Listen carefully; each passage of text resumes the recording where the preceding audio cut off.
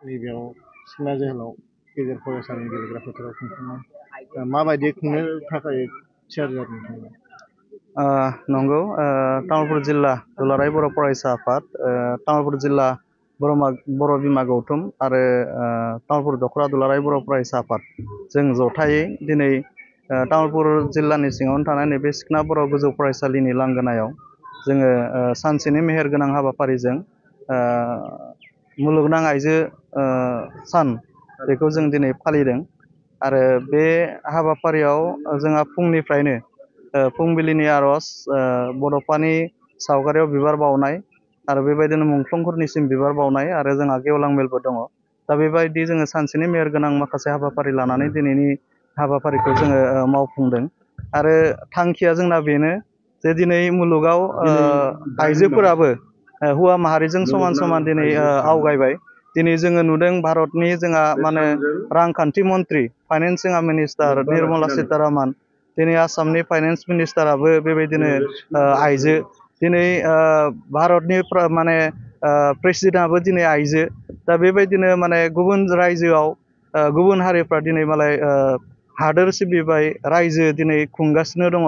दा बेबायदिनो मोनफ्रोमबो हारिनि हादरनि खामानि मावनायफ्राय गुबुन हारिफोरा दिनै आइजोफ्राबो दिनै दावगागासिनो दङ। दा बेजों समान समान बर' हारियाबो जोंहाबो हौवा माहारिजों समान समान दावगानांगौनि थाखाय आइजो माहारिखौ जोङो सांग्रां खालामनो जोङो नैबे मुलुगनां आइजो सानाव जोङो दिनै नैबेफोर हाबाफारिखौ जोङो लादों। दा बे हाबाफारियाव जोंहा गाहाय आलासि महरै जोङो लिंनानै लाबोदों बगादर ब्रह्म किसान कलेज जालानि जोंहा assistant professor doctor Lakshmi Basumatary बिथांखौ जोङो लाबोदों आरो बेयावनो जोङो बेखेवगिरि हिसाबै जोङो लिंनानै लाबोदों जोंहा माने APCआव पास खालामनाय तुतुरानि मुसाहारि बिथांखौबो जोङो आलासि महरै जोङो लानानै फैदों आरो बिथांमोननि बिबुंथिनि गेजेरजों तामुलपुर जिल्लानि सिङाव थानाय जोंनि साफ्रोमबो बर' आइजोफोरखौ जोङो दिनै फोजाखांनो जोङो नागिरदों आरो बिथांमोनखौ जोङो सांग्रां खालामनो नागिरदों।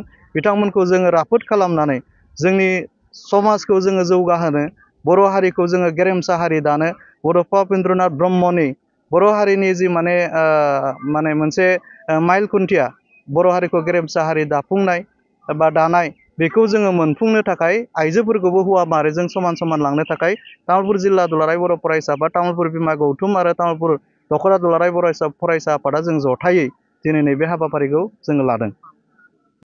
8 मार्चनि गोजोन फुंबिलि सुनिबाराव दिनै मुलुगनां आइजो सान फालिनाय सानाव दिनै आइजोफोरखौ सांग्रां खालामनो थाखाय तामुलपुर जिल्लानि दख'रा दुलाराय बर' फरायसा आफादा दिनै सिखना बर' गोजौ फरायसालियाव गेवलां मेल खुंफुंनो लादों। बै गेवलां मेल खुंफुंनो लानायाव आइजो माहारियाबो दिनै एसे खोमानाय थाखोमानाय गोहो बोलो मावनो हानाय गुन बिथांमोनाबो दङ। आइजो माहारिखौ दिनै सिथ्ला गंसेयाव बाउन्डारि मोनब्रैयाव आखान्थि ब्रैयावल' दोनबाय थाब्ला जाया।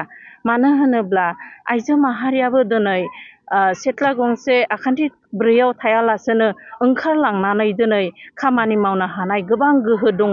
बेनिखायनो आइजो माहारिखौ दिनै तामुलपुर जिल्लानि दख'रा दुलाराय बर' फरायसा आफादा दिनै सिखना बर' गोजौ फरायसालियाव मुलुगनां आइजो सान फालिनायखौ फालिनानै दिनै आइजो माहारिया जेरैबायदि सांग्रां जानांगौ बेफोरनि थाखाय दिनै सांग्रां जाथों होननानै दिनै बै आफादखौ खुंफुंनो लानाय जादों। Thank you.